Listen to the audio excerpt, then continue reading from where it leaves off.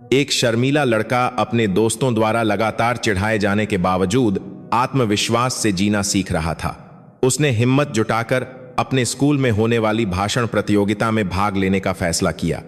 यह रही उसकी पूरी कहानी।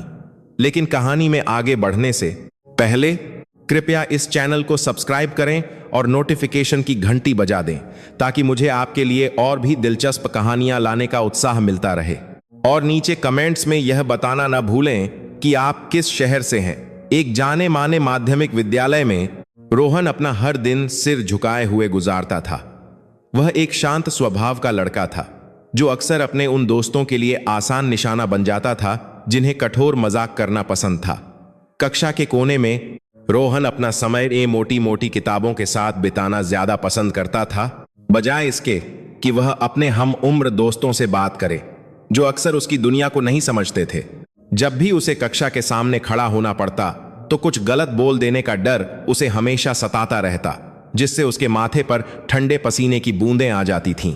एक दिन स्कूल के मुख्य सूचना पट पर पीले रंग की आकर्षक पृष्ठभूमि के साथ स्कूल स्तरीय भाषण प्रतियोगिता की घोषणा चिपकाई गई। रोहन ने उस घोषणा को डर और एक छिपी हुई तीव्र इच्छा की मिलीजुली भावनाओं के साथ देखा। उसे एहसास हुआ कि अब तक वह केवल अपने ही निराधार डर के साए में कैद रहा है।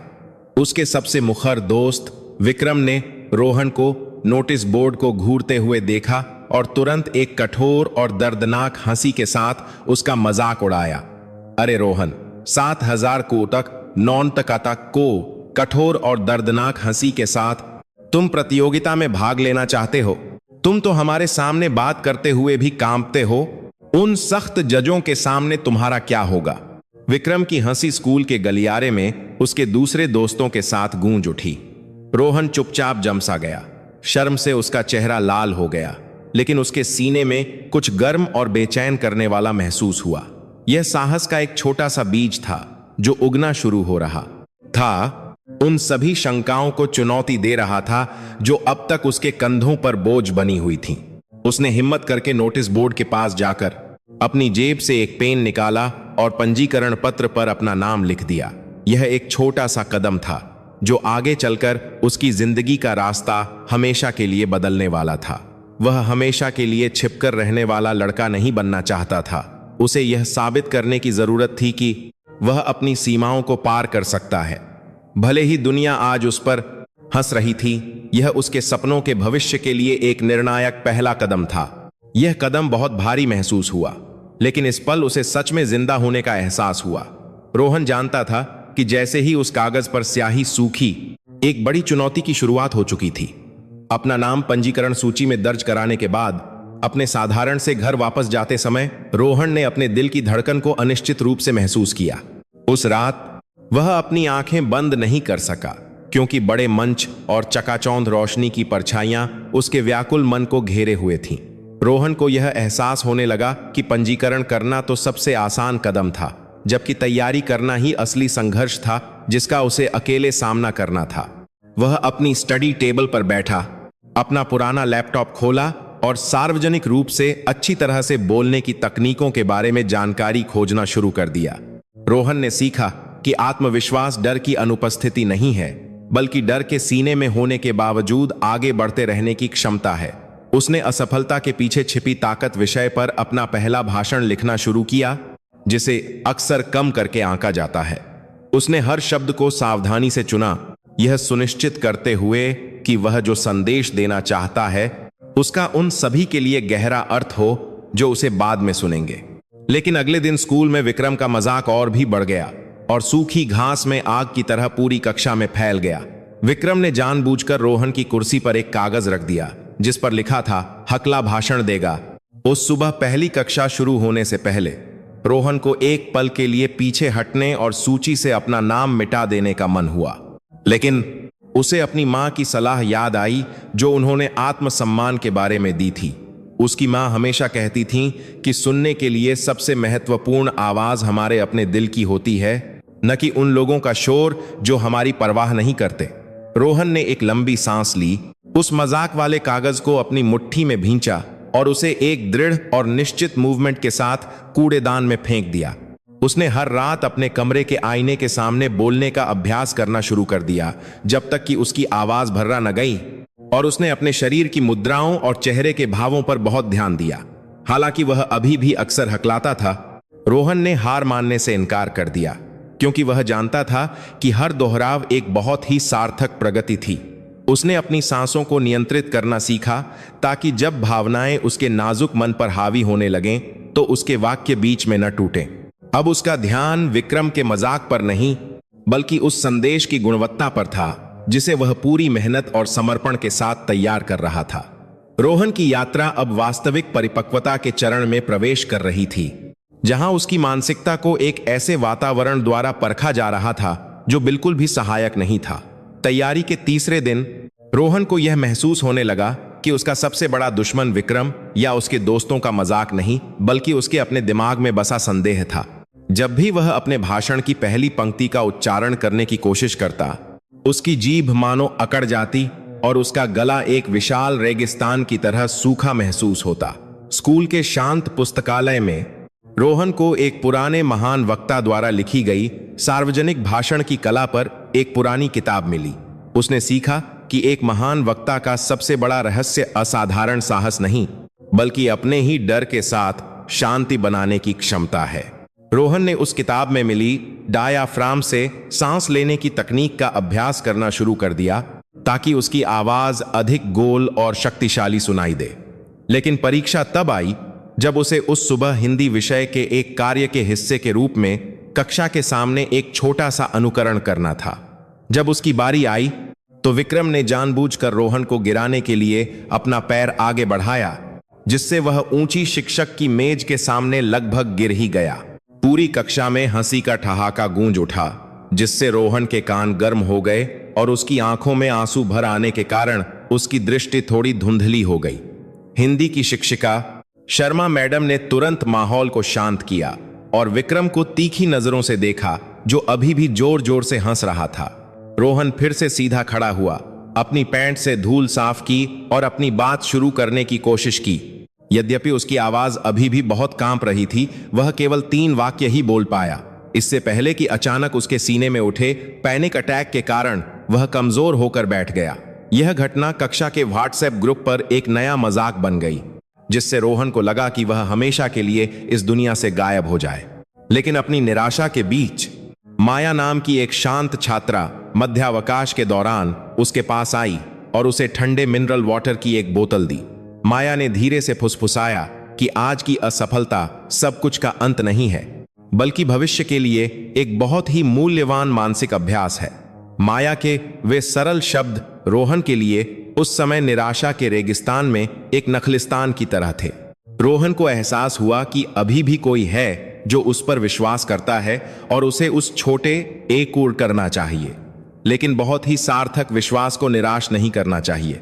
उसने अपनी स्क्रिप्ट फिर से खोली, उन हिस्सों को काट दिया जो उसे कमजोर लगे और अपनी सच्ची भावनाओं को हर वाक्य में लिखा। रोहन की ताकत धीरे धीरे वापस आने लगी। उसने ठान लिया कि वह एक बुरे दिन को उस बड़े सपने को नष्ट नहीं करने देगा जिसे उसने अभी अभी बनाना शुरू किया था। उस रात उसने पहले से कहीं ज्यादा मेहनत से अभ्यास किया, यह सुनिश्चित करते हुए कि हर शब्द उसकी आत्मा की गहराई में समा जाए और उसका हिस्सा बन जाए। दूसरे सप्ताह में प्रवेश करते हुए रोहन को एहसास हुआ कि केवल गायन तकनीक ही उसके स्कूल के शंकालु श्रोताओं का दिल जीतने के लिए पर्याप्त नहीं थी। उसने जन मनोविज्ञान के पहलुओं का अध्ययन करना शुरू किया कि कैसे आंखों का संपर्क वक्ता और उपस्थित दर्शकों के बीच विश्वास का पुल बना सकता है। अपने तंग कमरे में रोहन ने दीवार पर दुनिया के कुछ प्रसिद्ध हस्तियों की तस्वीरें चिपका दी, ताकि वह कई आंखों द्वारा देखे जाने का आदी हो जाए। हर दोपहर स्कूल से घर आने के बाद वह जानबूझकर भीड़ भाड़ वाले शहर के पार्क में जाता था, ताकि आने जाने वाले वाहनों के शोर के बीच अपनी आवाज का अभ्यास कर सके। उसने अपनी आवाज को प्रोजेक्ट करना सीखा, ताकि वह हवा में खो न जाए। यह एक थकाऊ शारीरिक व्यायाम था, लेकिन इसके परिणाम बहुत वास्तविक थे। इस बीच विक्रम और उसके दोस्त मानसिक रूप से उसे परेशान करना बंद नहीं कर रहे थे। उन्होंने उस दिन कक्षा में रोहन के कांपने का एक छोटा वीडियो फैला दिया। यह वीडियो छात्रों के बीच वायरल हो गया, जिससे रोहन को दोपहर में मध्यावकाश के समय कक्षा से बाहर निकलने में भी शर्म महसूस होने लगी। लेकिन माया और शर्मा मैडम का समर्थन रोहन के लिए एक मजबूत स्तंभ बन गया, जो इतने बड़े और क्रूर सामाजिक दबाव के कारण लगभग टूट चुका था। शर्मा मैडम ने विशेष रूप से रोहन को शिक्षक कक्ष में अतिरिक्त समय दिया ताकि वह अपनी स्क्रिप्ट के महत्वपूर्ण हिस्सों पर स्वर शैली और शब्द दबाव का अभ्यास कर सके। उन्होंने कारी की हरोक समय का कारी की हर में बात कर रही है, लेकिन एक कारी की हर में आ जाती की दबाव को सिखाया कि एक अच्छे भाषण में आत्मा होनी चाहिए, न कि केवल सुंदर शब्दों का एक क्रम जो गहरे अर्थ के बिना व्यवस्थित किया गया हो। रोहन को यह समझ आने लगा कि विक्रम का हर मजाक वास्तव में एक ईंधन था जिसे वह मंच पर सकारात्मक ऊर्जा में बदल सकता था। उसने अपनी स्क्रिप्ट में एक अतिरिक्त पैराग्राफ जोड़ा कि कैसे दर्द को किसी के लिए भी एक असाधारण शक्ति में बदला जा सकता है। रोहन की तैयारी अब केवल प्रतियोगिता जीतने के लिए नहीं थी, बल्कि अपने खोए हुए स्वाभिमान को फिर से पाने के लिए थी। उसने अधिक सीधी पीठ के साथ चलना शुरू कर दिया। अब वह उस लंबे स्कूल के गलियारे में विक्रम से मिलते समय सिर नहीं झुकाता था। रोहन के इस रवैये में बदलाव को उसके सहपाठियों ने भी महसूस किया, जो पहले उसका मजाक उड़ाते थे। अब वे उसके बारे में उत्सुक होने लगे थे। रोहन अब वह लड़का नहीं था जो तीखे शब्दों से आसानी से टूट जाता था। वह एक बहुत अधिक मजबूत व्यक्ति बनने की कायापलट की प्रक्रिया से गुजर रहा था। हर रात वह कल्पना करता कि वह आत्मविश्वास के साथ मंच पर खड़ा है, एक ऐसा संदेश दे रहा है जो दुनिया के सभी संदेहों को चुप करा देगा। उस रात रोहन एक छोटी सी मुस्कान के साथ सोया, यह महसूस करते हुए कि उसकी असली जीत उसी दिन शुरू हो गई थी जब उसने आज हार न मानने का फैसला किया था। उसका संकल्प दृढ़ हो चुका था और कोई भी मजाक उस मानसिक नींव को नहीं गिरा सकता था जिसे वह पसीने और आंसुओं की बूंदों से बना रहा था। प्रतियोगिता के दिन से 3 दिन पहले स्कूल का माहौल रोहन के लिए और भी तनावपूर्ण हो गया, जो अभी भी गलियारों में विक्रम के मजाक के साये में जी रहा था। विक्रम ने जानबूझकर रोहन की बोलने की क्षमता को नीचा दिखाने वाले झूठे पर्चे कक्षा के दरवाजे पर चिपका दिए, जो एक मानसिक उकसावे का रूप था। लेकिन रोहन अब पहले की तरह अपनी भावनाओं में नहीं बहा। उसने बल्कि उस पर्चे को उठाया और अपनी पैंट की जेब में रख लिया। उसके लिए हर अपमानजनक शब्द एक अनुस्मारक था कि उसे मंच पर अपनी वास्तविक गुणवत्ता साबित करनी है। उस शाम रोहन ने खाली स्कूल सभागार में अभ्यास किया ताकि वह अपनी ही आवाज की गूंज को महसूस कर सके और प्रतियोगिता के दिन मंच के बीच में खड़े होने पर हैरान न हो, यह कल्पना करते हुए कि हजारों आंखें उसे एक मजबूत संदेश की उम्मीद से देख रही हैं। बिना उसे पता चले शर्मा मैडम दरवाजे के पीछे से देख रही थीं, अपने छात्र की तीव्र प्रगति को देखकर गर्व महसूस कर रही थीं। रोहन ने अपने बोलने की गति को नियंत्रित करना शुरू कर दिया, कब जोर देने के लिए एक पल रुकना है और कब तेज गति से बोलना है। उसे एहसास हुआ कि एक भाषण में विराम उतना ही महत्वपूर्ण है जितना कि बोले गए शब्द, क्योंकि यह श्रोताओं को सोचने का अवसर देता है। माया कभी कभी आकर रोहन के हाथों के इशारों के बारे में रचनात्मक आलोचना करती थी, जो कभी कभी अभी भी थोड़े कठोर और अजीब लगते थे। माया के सच्चे समर्थन ने रोहन को यह महसूस कराया कि वह इस बदमाशी के तूफान के बीच अकेला नहीं लड़ रहा है। उसने छोटे छोटे कार्डों पर महत्वपूर्ण बिंदु लिखना शुरू कर दिया ताकि वह पूरी स्क्रिप्ट पर निर्भर न रहे, जो उसे चुपचाप खड़ा कर सकती थी। रोहन का आत्मविश्वास इसलिए नहीं बढ़ा कि वह सबसे महान महसूस करता था, बल्कि इसीलिए कि उसने अपनी सामग्री पर बहुत अच्छी तरह से महारत हासिल कर ली थी। घर पर उसने अपने सभी सोशल मीडिया को बंद कर दिया ताकि वह नकारात्मक टिप्पणियों की व्याकुलता के बिना अंतिम तैयारी पर पूरी तरह से ध्यान केंद्रित कर सके। रोहन जानता था कि असली परीक्षा पहली बार माइक्रोफोन पकड़ते समय अपनी घबराहट को दूर करना था। वह अपने भाषण के बहुत ही भावनात्मक समापन भाग को दोहराता रहा, यह सुनिश्चित करते हुए कि उसकी आवाज का हर कंपन एक गहरी हार्दिक ईमानदारी व्यक्त करे। उसका संकल्प स्टील की तरह कठोर हो गया था। वह उस स्कूल स्तरीय प्रतियोगिता के मंच पर जो कुछ भी होगा उसका सामना करने के लिए तैयार था। रोहन खुद को दूसरों को हराने के लिए नहीं, बल्कि उस डर पर विजय पाने के लिए तैयार महसूस कर रहा था जिसने अब तक उसकी आत्मा को जकड़ रखा था। जिस दिन का इंतजार था वह आखिरकार एक उज्जवल मौसम के साथ आ गया। लेकिन स्कूल के गेट के सामने खड़े रोहन के लिए हवा बहुत ठंडी लग रही थी। उसका दिल उसके कांपते कदमों की लय के साथ तेजी से धड़क रहा था। जब वह बड़े सभागार में दाखिल हुआ, जो पहले से ही सैकड़ों करीने से सजी कुर्सियों से भरा हुआ था, कमरे के एक कोने में उसने विक्रम और उसके समूह को हंसते हुए और उसकी ओर बहुत तीखी और अपमानजनक नजरों से इशारा करते हुए देखा। रोहन ने अपनी सांसों को उस तकनीक के अनुसार नियंत्रित करने की कोशिश की जो उसने सीखी थी। गहरी सांस ली और अपनी तनावग्रस्त नसों को शांत करने के लिए धीरे धीरे सांस छोड़ी। उसने प्रदर्शन क्रम की सूची देखी और पाया कि उसका नाम 7वें नंबर पर था। यह एक काफी चुनौतीपूर्ण स्थिति थी, क्योंकि दर्शक आमतौर पर इस समय तक ऊबने लगते हैं। माया एक गर्म मुस्कान के साथ उसके पास आई। उसने उसे एक छोटा सा कागज दिया जिसमें उत्साह बढ़ाने वाले शब्द लिखे थे, जो उस समय रोहन की मानसिकता के लिए बहुत मायने रखते थे। शर्मा मैडम भी कार्यक्रम की व्यवस्था में व्यस्त दिख रही थीं, लेकिन उन्होंने नैतिक समर्थन के संकेत के रूप में दूर से रोहन को अंगूठा दिखाया। रोहन प्रतिभागियों की अगली पंक्ति में बैठ गया। पीछे की दर्शक दीर्घा से आने वाली नकारात्मक फुसफुसाहट को न सुनने की कोशिश कर रहा था। उसने अपने छोटे नोट कार्ड फिर से खोले, यह सुनिश्चित करते हुए कि हर महत्वपूर्ण बिंदु दबाव में परखी जा रही उसकी याददाश्त में मजबूती से अंकित हो गया है। पहले प्रतिभागी ने एक बुलंद आवाज के साथ मंच पर चढ़ना शुरू किया, जिससे रोहन का साहस थोड़ा कम हो गया, क्योंकि उसे लगा कि उसका प्रतिद्वंद्वी बहुत अच्छा है। लेकिन उसने तुरंत उस विचार को, उस कड़ी मेहनत को याद करके दूर कर दिया जिससे वह हर रात अपने तंग कमरे में गुजरा था। रोहन को एहसास हुआ कि यह इस बारे में नहीं था कि किसकी आवाज सबसे तेज है, बल्कि यह कि कौन अपने श्रोताओं के दिलों को सबसे अधिक छू सकता है। उसने एक पल के लिए अपनी आंखें बंद की, अपनी मां की कल्पना की, जो हमेशा घर पर पूरी ईमानदारी और बहुत बड़ी उम्मीदों के साथ उसके लिए प्रार्थना करती थी। विक्रम का मजाक धीरे धीरे उसके दिमाग से फीका पड़ गया। उसकी जगह भाषण की पंक्तियों ने ले ली, जिसे उसने आंसुओं और कड़ी मेहनत से तैयार किया था।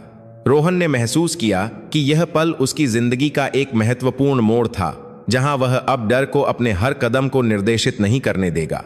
जब उद्घोषक ने प्रतिभागी संख्या 6 का नाम लिया, तो रोहन खड़ा हुआ और अपने चेहरे की मांसपेशियों में एक छोटा सा खिंचाव किया जो अकड़ने लगी थीं। वह जानता था कि जल्द ही उसकी बारी आने वाली है और सम्मान के उस मंच से पीछे हटने का कोई रास्ता नहीं था जो उसकी आंखों के सामने था। साहस अब एक मजबूरी नहीं, बल्कि दुनिया को रोहन की असली पहचान दिखाने की एक जरूरत थी। वह उन सभी क्षमताओं को उजागर करने के लिए तैयार था जो अब तक उसकी शर्मीली प्रकृति के साए में दबी हुई थीं, जो उसकी प्रगति में बहुत बाधा डाल रही थी। 7वें नंबर पर रोहन। उद्घोषक की आवाज पूरे सभागार में गूंज उठी, जिससे पीछे की पंक्तियों से जहां विक्रम बैठा था, अपमानजनक फुसफुसाहट शुरू हो गई। रोहन ऐसे पैरों पर खड़ा हुआ जो शीशे की तरह भारी लग रहे थे, लेकिन उसने अपने शरीर को मंच की फिसलन भरी सीढ़ियों पर चढ़ने के लिए मजबूर किया। जब वह मंच के बीच में पहुंचा, तो चकाचौंध करने वाली स्पॉटलाइट ने उसे एक पल के लिए दिशाहीन कर दिया और उसे लगा कि उसकी दुनिया तेजी से घूम रही है। उसने सामने देखा, सैकड़ों आंखों को इंतजार करते हुए देखा, जिसमें जज भी शामिल थे, जो अपने हाथ में बॉल पॉइंट पेन के साथ बहुत कठोर लग रहे थे। कुछ सेकंड के लिए जो खामोशी छाई, वह रोहन के लिए हमेशा के लिए महसूस हुई, जो अब माइक्रोफोन के सामने मूर्तिवत खड़ा था। उसने एक पल के लिए माया की ओर देखा, जिसने उत्साह के संकेत के रूप में अपनी मुट्ठी भींची हुई थी, और शर्मा मैडम की ओर, जिन्होंने शिक्षक की कुर्सी से धीरे से सिर हिलाया। रोहन ने अपने डायाफ्राम से एक गहरी सांस ली, ठंडी हवा को अपने फेफड़ों में भरते हुए महसूस किया और उस दिल की धड़कन को शांत किया जो पहले जंगली हो रही थी। उसने पोडियम के किनारे को पकड़ लिया ताकि उसके हाथों में कंपन दर्शकों को दिखाई न दे, जो इंतजार करते करते ऊबने लगे थे। साहस डर की अनुपस्थिति नहीं है। रोहन की आवाज ने चुप्पी तोड़ी। शुरू में यह थोड़ी पतली लग रही थी, लेकिन इतनी स्थिर थी कि स्पष्ट रूप से सुनी जा सके। उसे अपनी रात की प्रैक्टिस याद आई और उसने अपनी आवाज के उतार चढ़ाव को नियंत्रित करना शुरू कर दिया, हर शब्द को सही जोर और भावना के साथ बाहर आने दिया। विक्रम, जो पहले हंसने के लिए तैयार था, अचानक चुप हो गया, क्योंकि रोहन के बोलने का लहजा सामान्य से बहुत अलग था, जो हमेशा हकलाता था। रोहन अब सिर नहीं झुका रहा था। उसने एक नए जन्मे साहस के साथ जजों और अगली पंक्ति के दर्शकों के साथ आंख से संपर्क बनाना शुरू कर दिया। वाक्य दर वाक्य धारा प्रवाह रूप से बहते गए, किसी व्यक्ति के मानसिक सीमाओं और अक्सर बहुत क्रूर पर्यावरण के मजाक के खिलाफ संघर्ष की कहानी बताते हुए उसने बदमाशी के प्रभाव के बारे में एक शैक्षिक संदेश डाला, जो अगर एक मजबूत मानसिकता के साथ नहीं लड़ा गया तो किसी के भविष्य को नष्ट कर सकता है। सभागार के अंदर का माहौल धीरे धीरे संदेह से बदलकर उस शर्मीले लड़के पर ध्यान केंद्रित करने लगा जो मंच पर था। रोहन को लगा जैसे उसके कंधों पर से एक एक करके बोझ उतर रहा है। जैसे जैसे वह आत्मविश्वास के साथ शब्द बोलता गया, वह अब हारा हुआ रोहन नहीं था, बल्कि एक युवा वक्ता था जो अपने दिल की गहराई से सच्चाई की आवाज उठाने के लिए संघर्ष कर रहा था। अपने भाषण के बीच में रोहन एक पल के लिए चुप हो गया जब उसने विक्रम को अपनी कुर्सी पर बेचैन होते देखा। यह खामोशी इसलिए नहीं थी कि वह स्क्रिप्ट भूल गया था, बल्कि यह एक नाटकीय विराम था जिसे उसने जानबूझकर जोर देने के लिए बनाया था। उसे शर्मा मैडम द्वारा सिखाई गई तकनीक याद आई कि कैसे खामोशी पूरे दर्शकों का पूरा ध्यान खींचने की शक्ति रखती है। और सचमुच पूरा सभागार जो पहले शोरगुल से भरा था, अब यह इंतजार करते हुए शांत हो गया कि अगला वाक्य क्या होगा। रोहन ने फिर एक भारी और भावनात्मक लहजे में अपनी बात जारी रखी, यह बताते हुए कि कैसे शब्द तलवार से भी ज्यादा गहरे घाव कर सकते हैं।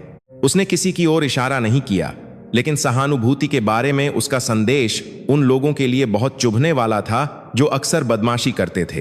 कुछ शिक्षक सहमति में सिर हिलाते हुए दिखाई दिए, जबकि जजों ने बहुत प्रभावित चेहरे के भावों के साथ महत्वपूर्ण बिंदुओं को नोट करना शुरू कर दिया। रोहन ने महसूस किया कि एक सकारात्मक ऊर्जा का प्रवाह उसके पूरे शरीर में हो रहा है, जिससे उसे अब पोडियम के किनारे पर पकड़ने की जरूरत महसूस नहीं हो रही थी। उसके हाथों की हरकतें अब उसकी कहानी के प्रवाह के अनुसार अधिक स्वाभाविक थीं, जो उसके संदेश के चरमोत्कर्ष की ओर बढ़ रही थी। उसने अपने बारे में एक छोटा सा चतुर मजाक भी किया कि कैसे वह पहले आईने में अपनी परछाई से भी डरता था। दर्शकों से आने वाली छोटी सच्ची हंसी एक नई ऊर्जा का संचार कर गई, जिससे उसे लगा कि उसे वहां वास्तव में स्वीकार किया गया है। माया अपने दोस्त के इस अविश्वसनीय परिवर्तन को देखकर भावुक हो गई, जिसकी उसने पहले कभी कल्पना नहीं की थी। रोहन को एहसास हुआ कि इस समय उसका मूल्यांकन नहीं हो रहा है, बल्कि वह जीवन की एक सच्चाई साझा कर रहा है। उसने एक डरावने मंच को एक बहुत ही गर्म और प्रेरणा से भरे साझा करने वाले स्थान में सफलतापूर्वक बदल दिया था। अब उसके होठों से निकलने वाले हर शब्द का एक वजन था जिसे अब कोई भी हल्के में नहीं ले सकता था। रोहन को बहुत जिंदा महसूस हुआ, हालांकि बड़ों को खासी कर्म करने वाले कारी भी मस्सू पर है। उसने महसूस किया कि उसकी हफ्तों और रातों की हर सेकंड की मेहनत इस एक सुनहरे पल में पूरी तरह से वसूल हो गई। वह जानता था कि उसके भाषण का अंत निर्णायक होगा और उसने एक बहुत ही शक्तिशाली समापन तैयार किया था। इस मिशन को सिर उठाकर पूरा करने का उसका संकल्प अब दुनिया में किसी भी चीज से डिगाया नहीं जा सकता था। रोहन अपनी स्क्रिप्ट के अंतिम भाग पर एक ऐसी आवाज के साथ पहुंचा जो सभी के सामने और भी दृढ़ और प्रभावशाली हो गई थी। उसने दर्शकों की ओर तीखी नजरों से देखा, गुस्से से नहीं, बल्कि एक ऐसी दृढ़ता के साथ जो उन्हें बहुत प्रेरित कर रही थी। आत्मविश्वास सर्वश्रेष्ठ बनने के बारे में नहीं है, बल्कि खुद की तुलना दूसरों से करना बंद करने के बारे में है। उसने धीरे से लेकिन शक्तिशाली ढंग से कहा, यह वाक्य मानो विक्रम की मानसिक सुरक्षा की दीवारों को भेद गया, जो अब उस शांत होने लगे सभागार की पिछली कुर्सी पर सिर झुकाए बैठा था। रोहन ने अपने भाषण का समापन एक स्वस्थ स्कूल समुदाय में एक प्रमुख शक्ति के रूप में मतभेदों का सम्मान करने के आह्वान के साथ किया। जैसे ही उसने अंतिम शब्द धन्यवाद कहे, उस बड़े कमरे में कुछ बहुत ही रोमांचक सेकंड के लिए पूरी तरह से खामोशी छा गई। रोहन को एक पल के लिए चिंता हुई कि कहीं उसका भाषण श्रोताओं के दिलों तक नहीं पहुंचा, क्योंकि यह खामोशी उसके दिल के लिए बहुत भयावह थी। लेकिन अचानक शर्मा मैडम खड़ी हुईं और गर्व से भरे चेहरे के साथ ताली बजाने लगीं, जिसे छिपाया नहीं जा सकता था। उस कदम का अनुसरण माया ने किया। फिर सभागार में एक एक करके दूसरे छात्र भी रोहन के लिए अंतिम सम्मान देने के लिए खड़े होने लगे। तालियों की गड़गड़ाहट ने एक ऐसी गूंज पैदा की जिससे रोहन की आंखों में गहरी भावना के कारण आंसू लगभग आ ही गए। उसने सम्मान के संकेत के रूप में जाजात जाजात जाजात अपना शरीर झुकाया, यह महसूस करते हुए कि उसके कंधों पर वर्षों से जो भारी बोझ था वह उस मंच पर तुरंत हल्का हो गया। रोहन सिर उठाकर मंच की सीढ़ियों से नीचे उतरा। अब वह एक शर्मीला लड़का नहीं था जो हमेशा किताबों के पीछे छिपता था। उसने खुद को साबित कर दिया था कि डर केवल एक भ्रम है जिसे अच्छी तैयारी और दृढ़ संकल्प से हराया जा सकता है। जो दोस्त पहले रोहन से दूर रहते थे अब वे उसे पूरी प्रशंसा और सच्चे सम्मान की दृष्टि से देखने लगे। रोहन को एहसास हुआ कि उसने अभी अभी अपने जीवन की सबसे बड़ी लड़ाई जीती है। वह लड़ाई जो उसने अपनी हीन भावना के खिलाफ लड़ी थी। वह एक बहुत ही शांत विजय मुस्कान के साथ अपनी कुर्सी की ओर चला। एक ऐसी शांति महसूस कर रहा था जो उसने अपने जीवन में पहले कभी महसूस नहीं की थी। तालियों की गड़गड़ाहट शांत होने के बाद रोहन अपनी कुर्सी पर वापस बैठ गया। एक अद्भुत राहत की भावना उसके गर्म दिल को घेरे हुए थी। उसका पूरा शरीर अभी भी कांप रहा था, लेकिन इस बार डर के कारण नहीं बल्कि उमड़ती हुई सकारात्मक ऊर्जा के कारण। विजेताओं की घोषणा सभी प्रतिभागियों के भाषण समाप्त होने के बाद ही की जानी थी, लेकिन रोहन के लिए अंतिम परिणाम सब कुछ नहीं था। उसे लगा कि वह उसी क्षण जीत गया था जब उसके होठों से पहला शब्द बिना हकलाए उन बहुत ही आलोचनात्मक जजों के सामने निकला था। मध्यावकाश के दौरान कुछ सहपाठी जो आमतौर पर उदासीन रहते थे उसके पास आने लगे और प्रशंसा से भरे चेहरे के साथ उससे हाथ मिलाया। उन्होंने कभी नहीं सोचा था कि जिस लड़के को वे अब तक कम आंकते थे उसके विचार इतने तीखे और प्रेरणादायक हो सकते हैं। रोहन ने उनकी प्रशंसा का विनम्र मुस्कान के साथ जवाब दिया, यह दिखाते हुए कि वह अभी भी वही पुराना रोहन है, बस अब थोड़ा और साहसी है। अचानक विक्रम झिझकते हुए कदमों और एक ऐसे चेहरे के साथ पास आया जिस पर अब गलियारे में सामान्य रूप से दिखाई देने वाला अहंकार नहीं था। रोहन ने एक पल के लिए सोचा कि विक्रम फिर से कोई तीखा मजाक करेगा, लेकिन इस बार उसका अनुमान बहुत गलत था क्योंकि विक्रम ने सिर झुका लिया। कुछ लोगों के सामने विक्रम ने अपना हाथ बढ़ाया और अब तक की गई सभी बदमाशी के लिए माफी मांगी। तुम्हारे भाषण ने सच में मुझे एक तमाचा मारा है रोहन, मुझे माफ कर दो, विक्रम ने एक ऐसी आवाज में कहा जो बहुत सच्ची और खेदजनक लग रही थी। रोहन एक पल के लिए स्तब्ध रह गया, फिर उसने उस बढ़े हुए हाथ को कसकर पकड़ लिया जो उस शांति का प्रतीक था जिसका उसने हमेशा सपना देखा था। यह घटना दूसरे छात्रों के लिए अपनी गलतियों को स्वीकार करने और ईमानदारी से माफ करने के साहस के बारे में एक वास्तविक शिक्षा बन गई। रोहन को एहसास हुआ कि उसकी आवाज ने न केवल उसे बदला बल्कि वह उस व्यक्ति के मानवीय पक्ष को भी छूने में सक्षम थी जो उससे नफरत करता था। शर्मा मैडम, जो दूर से इस क्षण को देख रही थीं, गर्व से मुस्कुराईं, यह महसूस करते हुए कि छात्रों के चरित्र का निर्माण करने का उनका मिशन सफल हो गया था। एक नई दोस्ती उस जगह पर पनपने लगी जहां पहले केवल नफरत और बहुत ही घुटन भरा डर था। रोहन ने महसूस किया कि आज का दिन केवल भाषण प्रतियोगिता के बारे में नहीं था बल्कि सभी संबंधित पक्षों के लिए सुलह और आत्म विकास के बारे में था। सबसे रोमांचक क्षण तब आया जब निर्णायक मंडल अंतिम निर्णय की घोषणा करने के लिए मंच पर आया। सभागार का माहौल फिर से शांत हो गया, लेकिन इस बार रोहन को पूरे कमरे में छाई खामोशी से कोई दबाव महसूस नहीं हुआ। वह माया के बगल में शांति से बैठा था, जो भी परिणाम घोषित किया जाएगा उसे स्वीकार करने के लिए तैयार था क्योंकि वह पहले ही खुद पर जीत हासिल कर चुका था। जजों ने तीसरे और दूसरे स्थान के विजेताओं के नाम पढ़ना शुरू किया जो दूसरे वर्गों के छात्रों को मिले, जिसका स्वागत जोरदार तालियों से किया गया। और इस वर्ष की भाषण प्रतियोगिता का प्रथम पुरस्कार जाता है। रोहन को जज की आवाज गूंज उठी, जिसका स्वागत उस दिन की सबसे जोरदार जयकार के साथ हुआ।